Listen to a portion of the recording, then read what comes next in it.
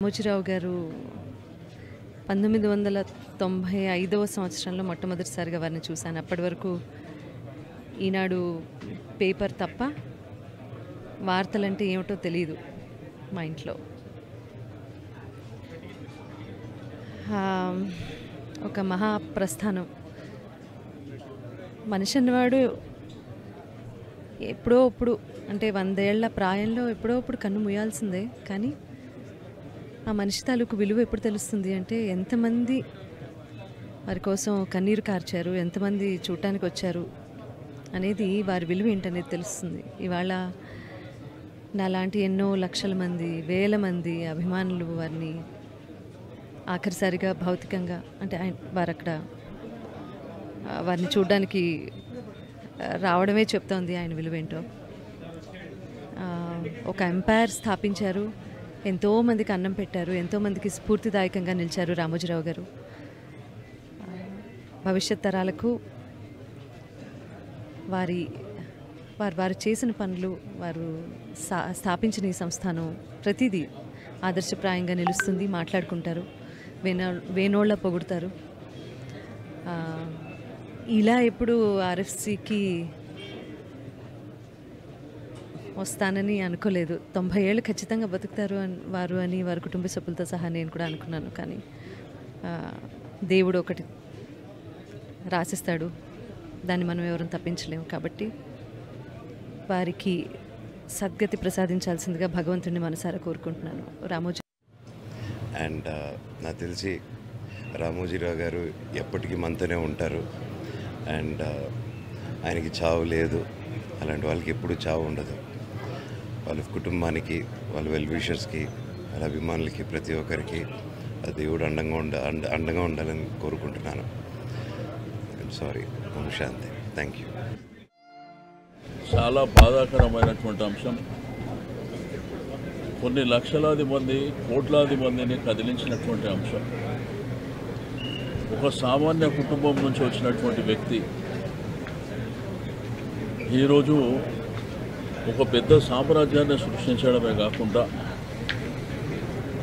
ఈనాడు దినపత్రిక ఈరోజు తెలుగు వాళ్ళు మరి ప్రేమించేటువంటి పత్రిక. గడిచిన 50 సంవత్సరాల నుంచి మరి వాస్తవాలని ఉన్నట్టుగా మరి ప్రజలకు చేరువేయడమే కాకుండా మరి చాలామందిని కదిలించినటువంటి వారు రామోజీరావు గారు ఒక వ్యవస్థ కింద ఈరోజు రామోజీ ఫిలిం సిటీ అనేది ప్రపంచంలోనే ఇటువంటి ఫిలిం సిటీ ఎక్కడ కూడా లేదు. ప్రపంచంలో చాలా ప్రాంతాలు మేము పర్యటించినప్పటికీ మరి వారి యొక్క కృషి, పట్టుదల, కమిట్మెంట్తో ఇంత బ్రహ్మాండమైనటువంటి ఫిలిం సిటీ సాధించడమే కాకుండా కొన్ని లక్షలాది మందికి ఉపాధి కల్పించినటువంటి వ్యక్తి. ప్రియా ఫుడ్స్ స్థాపించడమే కాకుండా మరి ఈరోజు వారు టీవీ రంగంలో కూడా, ఈటీవీ కానివ్వండి, మరి అదేవిధంగా టీవీ సీరియల్స్ కానివ్వండి, ఈరోజు తెలుగు వాళ్ళు ఎక్కడున్నా కానీ, అంటే తెలుగు రాష్ట్రాలే కాకుండా యావత్ ప్రపంచంలో ఎక్కడున్నా కానీ మరి బ్రహ్మాండంగా ఆదరిస్తున్నారంటే వారి యొక్క పట్టుదల, కమిట్మెంట్. నాకు వారికి ఉన్నటువంటి అనుబంధం, మా ఇంట్లో ప్రతి శుభకార్యం జరిగినా కంపల్సరిగా మరి మొట్టమొదటిగా వచ్చేటువంటి వ్యక్తి రామోజీరావు గారు. నా ఇంట్లో అనేకమైనటువంటి కార్యాలు జరిగినాయి. శుభకార్యాలు దగ్గర 20 శుభకార్యాలు జరిగితే మరి ఖచ్చితంగా 16-17 శుభకార్యాలలో వారు భాగస్వామ్యం కావడం నా అదృష్టం అని చెప్పి నేను ఈ సందర్భంగా తెలియజేస్తాను. బట్ ఈరోజు సమాజంలో జననం, మరణం అనేది సర్వసాధారణమైనప్పటికీ కొంతమంది వ్యక్తులు చరిత్రలో మిగిలిపోతారు. అందులో రామోజీరావు గారు మొదటి వారుగా మిగులుతారని చెప్పి నేను ఈ సందర్భంగా తెలియజేస్తూ ఉన్నాను. ఆ కుటుంబానికి భగవంతుడు ధైర్యాన్ని ఇవ్వాలి. తప్పకుండా వారు ఏ ఆశయాలతోని ఈ వ్యవస్థల్ని స్థాపించిండో తప్పకుండా దాన్ని ముందుకు తీసుకువెళ్ళవలసినటువంటి అవసరం, ఆవశ్యకత మరి ఉన్నది. ఈరోజు లక్షలాది మంది వారు స్థాపించినటువంటి అనేకమైనటువంటి, ఈరోజు ఈనాడు కానివ్వండి, మరి టీవీ రంగం, ఈటీవీ, మరి అదేవిధంగా టీవీ సీరియల్స్ కానివ్వండి, దాంతోపాటు ప్రియా పచ్చళ్ళు కానివ్వండి, డాల్ఫిన్ కానివ్వండి, ఈ విధంగా కొన్ని లక్షలాది మందికి ఉపాధి కల్పించినటువంటి మరి గొప్ప వ్యక్తి. అందుకే వారు ఒక వ్యవస్థ అని చెప్పడం జరిగింది. కాబట్టి ఆ భగవంతుడు వారికి ఆత్మశాంతి చేకూర్చాలి, ఆ కుటుంబానికి ధైర్యాన్ని ఇవ్వాలని చెప్పి నేను కోరుతా ఉన్నాను. ముందు లేరనే మాటను తట్టుకోలేకపోతున్నాను.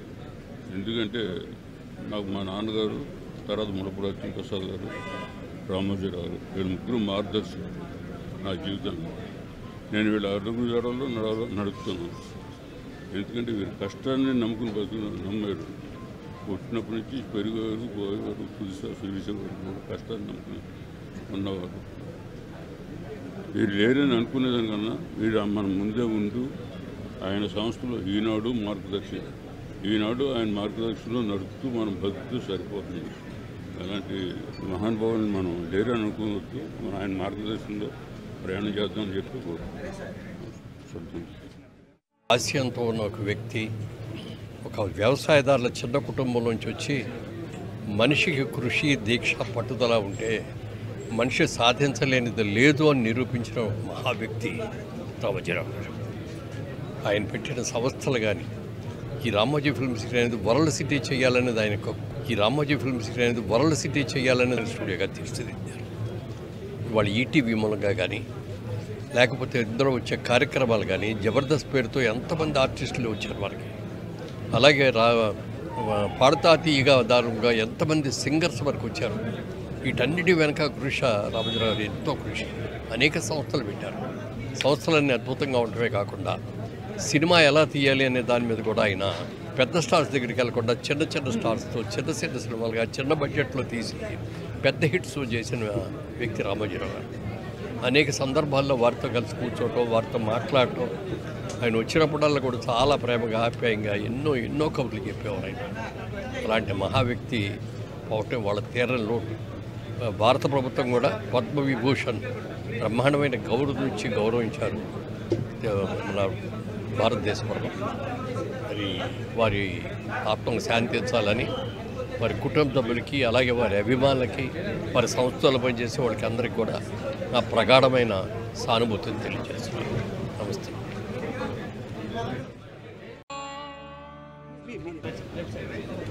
రామోజీరావు గారి మృతి చాలా బాధ కలిగించింది. వారు నాకు వ్యక్తిగతంగా కూడా నాతోని చాలా బాగుండేవాళ్ళు. నేను అభిమానించే వ్యక్తి. He's a legend in his life time. His contribution to Telugu media, Telugu movies, Telugu politics, Telugu public life can never be forgotten. He is one of the greatest media personalities India has seen in many decades. నేను వారిని అనేక సందర్భాల్లో కలిసి అనేక విషయాలు కూడా చర్చించడం జరిగింది. నేనంటే కూడా చాలా ఇష్టపడేవారు. చాలా దశాబ్దాల నుంచి వారితో చాలా దగ్గర సంబంధం ఉండింది. వారి మృతి తెలుగు జాతికి తీవ్ర నష్టంగా నేను భావిస్తున్నాను. వారి కుటుంబ సభ్యులకి నా సంతాపం, సానుభూతి తెలియజేస్తున్నాను. శ్రీవారి ప్రేమలేఖతో ఆయనతో నా అనుబంధం ప్రారంభమైంది. 40 ఏళ్ల సుదీర్ఘ ప్రయాణం, ఎన్నో మధుర స్మృతులు,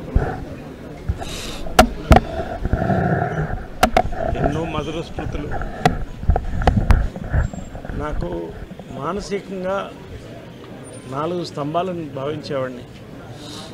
అమ్మ కృష్ణ గారు, పెంజాల గారు, శ్రీ రామోజీరావు గారు.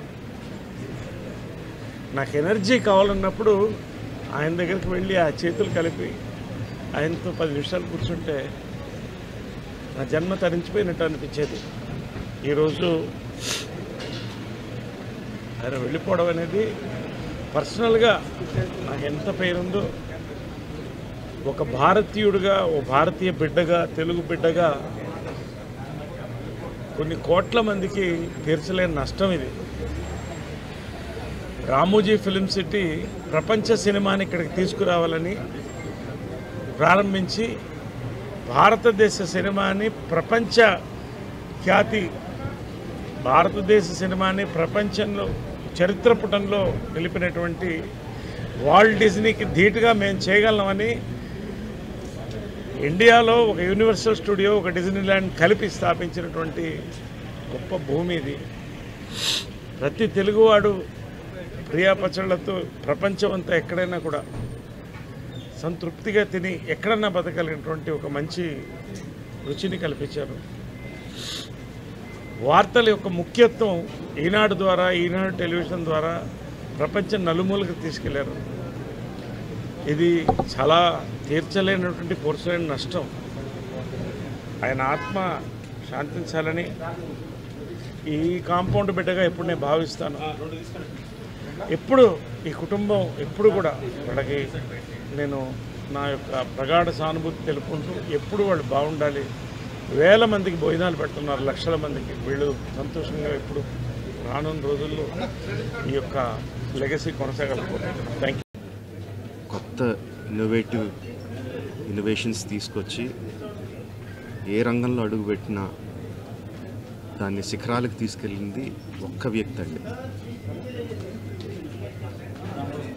ఆయన